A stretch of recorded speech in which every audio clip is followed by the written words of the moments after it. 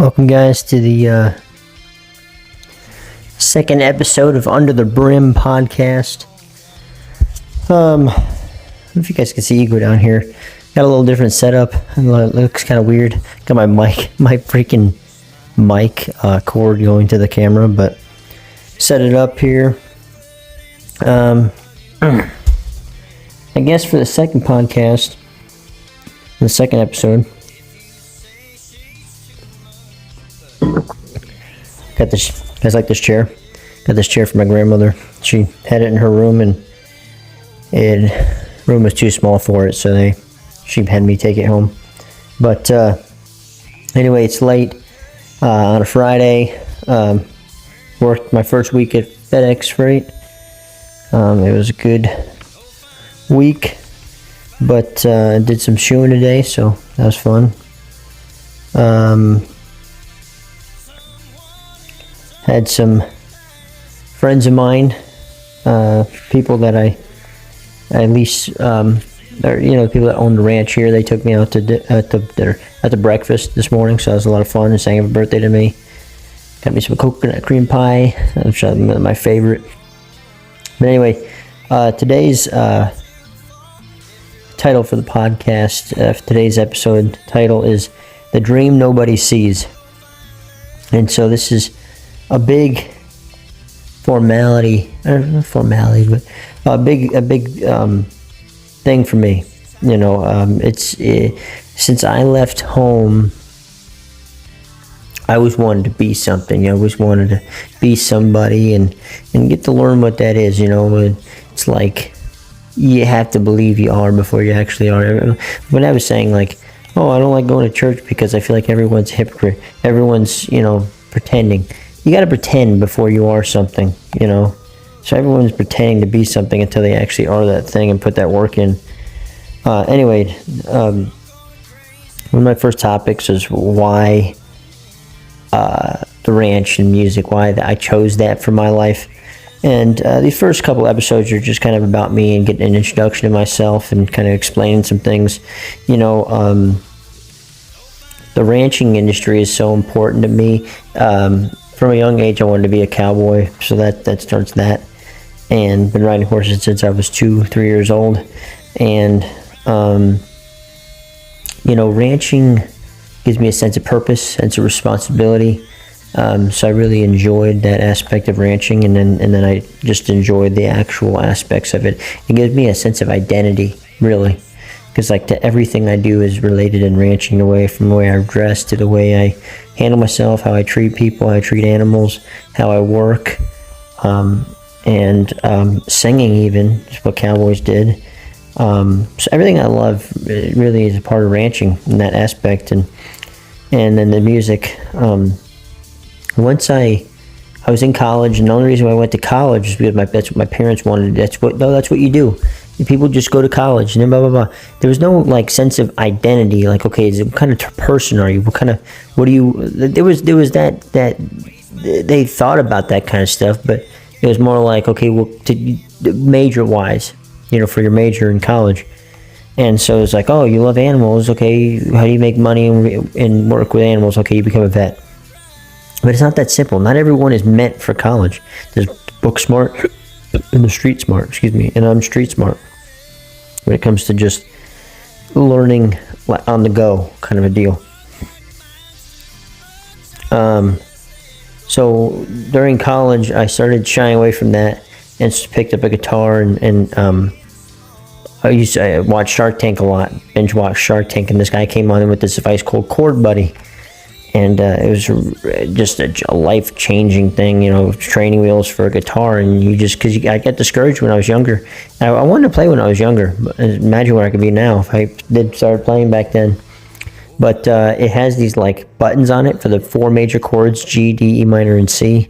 And then I just kept pressing it and playing. There was a book. You just press the colors and Bob's your uncle. So anyway, that's how I got into music. And then once I realized I can sing and I started performing and people loved it, and I started honing in on that craft. And then when I worked for ranchers, I just got sick of working for people, and I'm like, you know what, they they don't allow me to do things that I need to do. So I was like, you know, I'm going to go back home. We have land that's no one's using, and I'll buy some cows and do my thing. And I did for a year and moved everything to Kentucky once my dad went to this other place. So that's why I love ranching and music and stuff. It gives me a sense of identity. It's what I love doing. You want to say something? You check it, Judy. Give my boy ego. So, one of the big things I wanted to speak about also was, me and my grandmother, my grandmother moved here to Kentucky to be closer with me. I lived with her, not with her, but in the same town as her for a year in Texas. And we always went to the movies, always do things together. And, you know, I was like, you know what? When I was born, by the way, my birthday is tomorrow, 27th. On the 27th, golden birthday. But anyway, when I was born, Toy Story 2 came out, and now I'm 27, and I just watched Toy Story 5 in theaters. My grandmother said that's kind of funny, but yeah, it was Toy Story 2, not even Toy Story 1. I'm talking about Toy Story 2 in '99.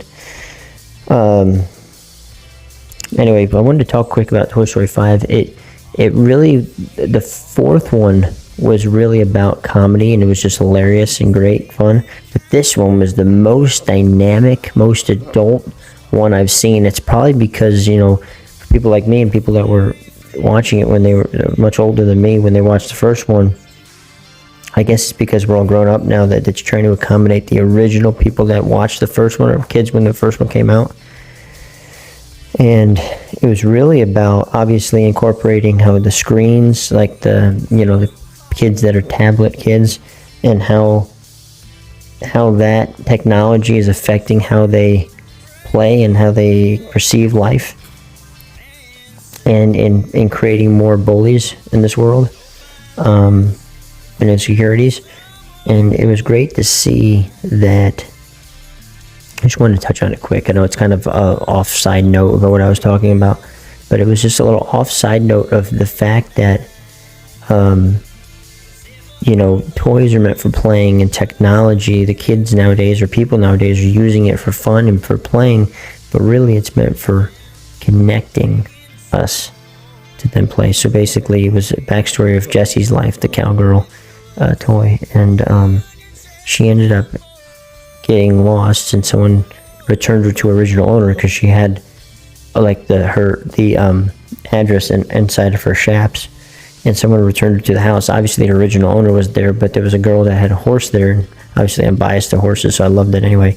But it was a very complicated relationship with the technology that was in the room on how to connect these two girls to be friends, the one she was with and the one that she just met that's living at her new owner's house, or her old owner's house. And it was just a very neat dynamic to see and think about, you know. So anyway, I just wanted to kind of touch on that. I really like the calm and the storytelling of this fifth one. It wasn't it was comedy thrown in there, but it was very thought-provoking, especially for someone who grew up with Toy Story, who's older now. Obviously kids now didn't understand the story, they just loved the comedy parts. But yeah, a lot less comedy, more heartfelt, and really teaching us that and then also, since they didn't get along with tech, they thought they had to get rid of tech. Really, it was not about the fact of getting rid of someone in your life, or getting rid of a certain group of people in your life or in the world, but learning how we can do our part in it, and how that their part can help our part in a sense. Anyway, I just want to touch on that. Kind of not really what we're talking about, but I just thought it was really important to talk about. I thought about I definitely wanted to touch on that. For the longest time now, the past 3 years when I've been working on music, I remember my grandmother used to tell me, she's like, man, you gotta sleep. And I said, Grandma, I'll sleep when I'm dead, you know. And I know that this doesn't really piggyback off what we were talking about, but it's going back to the music and kind of telling you guys who I am. I'm a person that when I was growing up, it was like whatever I wanted I could have. And I know that's not a very good mentality, but I relate it to being an adult now, that that it's not about material things, it's about accomplishments, it's about not talent, but it's about things that I'm doing, not just getting. And so it's very hard for me to sleep and want to work more, in a sense. And it's just the excitement of like Matthew McConaughey would say that his hero is himself in 5 years. So I'm excited to meet myself in 5 years, and then it's never ending cycle of just wanting to progress, and I can't wait for this next chapter, this next moment, this next stage I'm on. So that's the type of person I am, and I carry that in myself every day. I mean, shoot, the other night I came home 10 o'clock at night, didn't have to work till the afternoon, thank gosh, and I was working on a song for Charlie Kirk, and I was like, all right, I'll work on it for 2 hours and I'll go to bed at midnight. I worked on it, I didn't stop, and then I go, okay, that sounds pretty good. I think I'm good, think I'm done for the night. And then I hear birds chirping, it's 5 a.m. I worked on it for 7 hours. That's the type of person I am. So, also the difference between chasing a dream and fame, it's pretty explanatory, really. I mean, really, if you're chasing a dream, you're chasing God's will for you, and which is the right thing to do. Because when you're chasing fame, it's the same thing, but don't get it twisted. It's the same thing, but the fame only comes from the people, only comes from this earthly plane. So it's a very washy thing to put your faith in people, which is where the fame comes from.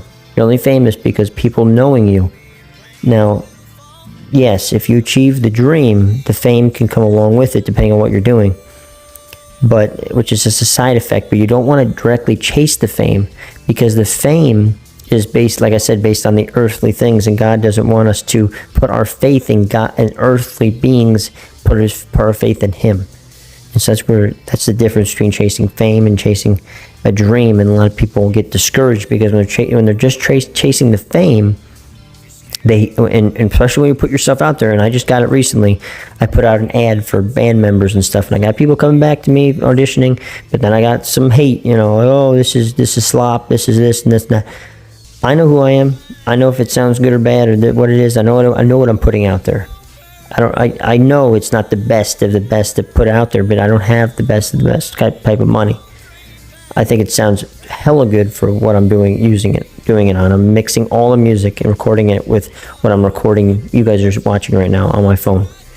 So I think it's pretty damn good, and it's just me who has no experience in it. This is horseman Clinton Anderson, Australian guy who retired at 42 and a millionaire, having horses and a big ranch, and exactly what I want. He had no education, not even high school really, and he just didn't give a hoot. He didn't care. He just kept pushing along and kept doing what he did and failing and moving along. You just don't give a fuck. You know what you do in your gut. You just don't give a fuck. It doesn't mean you don't accept criticism, but at the end of the day, you do what your gut says.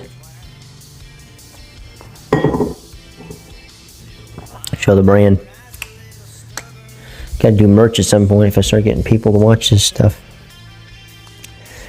Couple of things I wanted to kind of end with right now.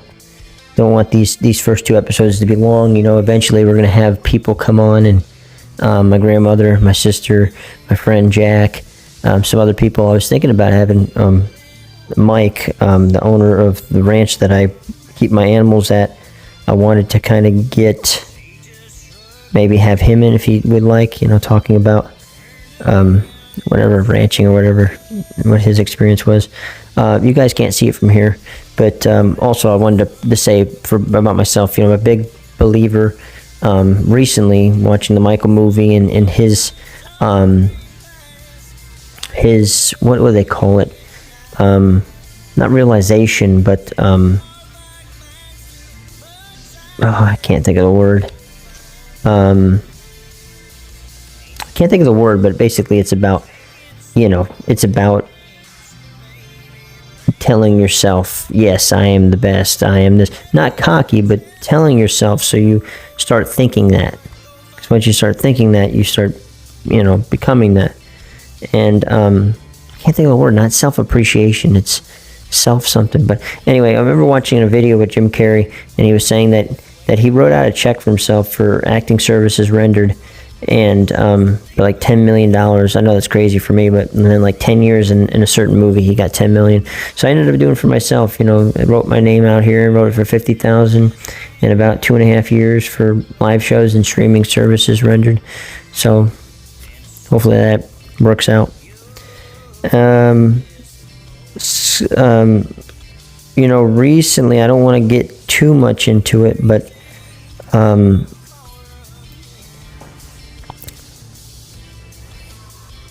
is that I don't want to get too much into it because they do such a great job and have done so much for me. So I don't want to take it as me talking bad about them. But people that I board, I keep my animals at and stuff.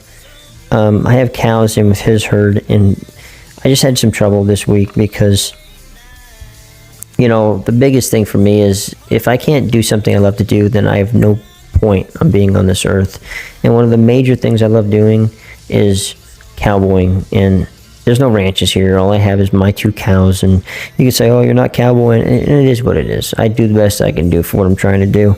And the best part about having my own animals is, and I don't mean mistreating them, but the best part I can do is do what I want with them, in the sense of I work them on my horse, and I love doing the old cowboy way of working with cattle and roping and stuff like that. And the fact that I can rope my cows, because they're mine, I can rope them whenever I want. I don't have to talk to anyone else about, doing it. And recently, the owner isn't that type of, he's more of a farmer, and so he doesn't understand that. And so to him, it's just a nuisance and annoying the cows. And to me, it's what I love to do, so it's been tough for me to try to figure out how I could tell him or I don't know. To me, I was telling my sister, it's like, you keep your horse there. It's like him saying, I see your horse out there. He looks frantic, and he's, when you're working with him, maybe you should just leave him in the pasture. He seems a lot happier. I think you should, not you think, but he's actually telling him, no, you leave that horse in the pasture, because when you work with him, he gets all frantic. So I'm like, she said that's not the same thing, but I'm like, yeah, it is. Him telling me I can't work with my cows, they're mine, and none of his property or none of his cows get damaged or harassed or anything. No cows really are getting harassed, But I was like, okay, I can't work with my cows, but what if he said to you that you can't work with your horse? Well, that's not the same thing. Yeah, I think it is. So that kind of chapped me up this week. I've been trying to eventually figure out where I can go to lease my own land, and have my friend April come down here, or up here from Texas. But anyway, that's the kind of the problem of the week, but we're doing all right. They're good people, and they mean well, so I don't blame them. If I didn't understand it, I'd be the same way as him. I'm just grateful that I have that they're a boarding facility that has cows and lets me board, keep my cows there. So anyway,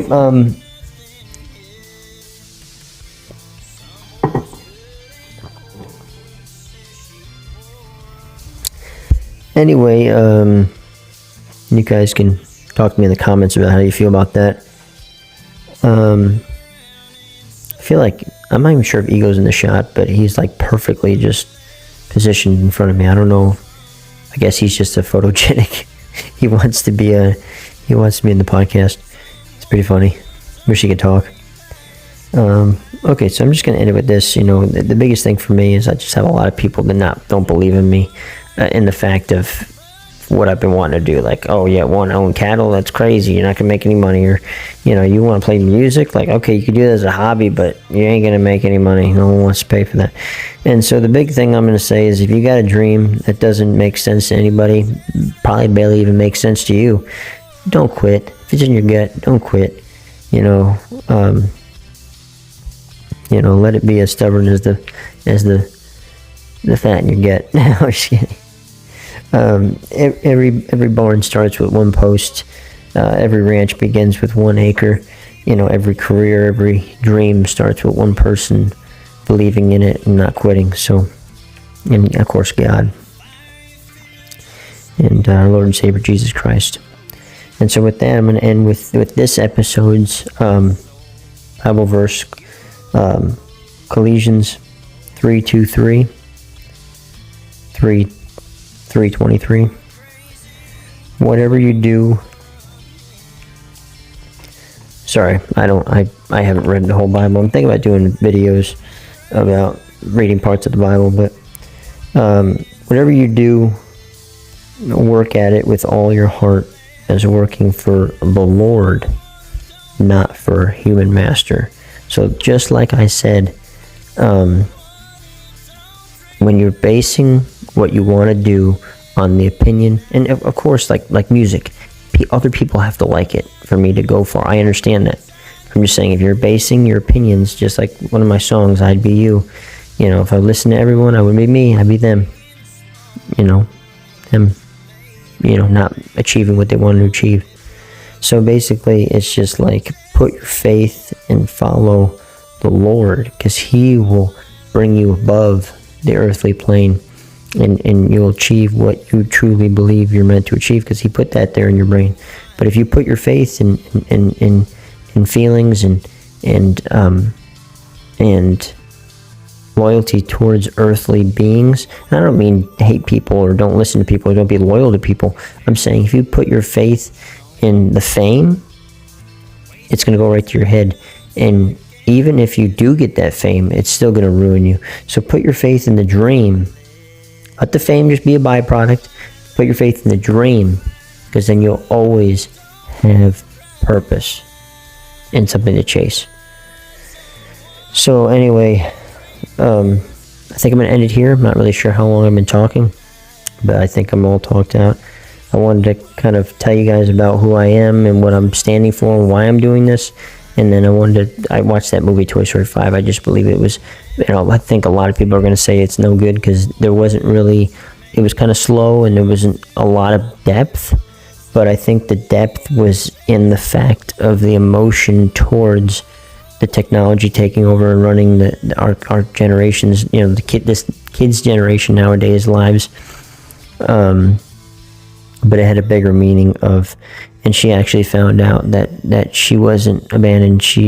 I think she found out that her owner named her kid after her. So it wasn't that, even when you believe you're forgotten, just like you believe God forgotten about you, once you follow your purpose, you'll find your way home, and you'll realize that they were always there for you all along. And what was meant to happen, is supposed to happen.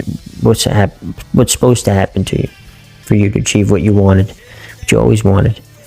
And the biggest thing is just realizing that everything and everyone has a purpose in your life, and you just have to realize that, and then it'll carry over, and you'll achieve what you've been wanting to achieve. So, really deep meaning. I really enjoyed that movie. I think it was the most adult Toy Story I've ever seen.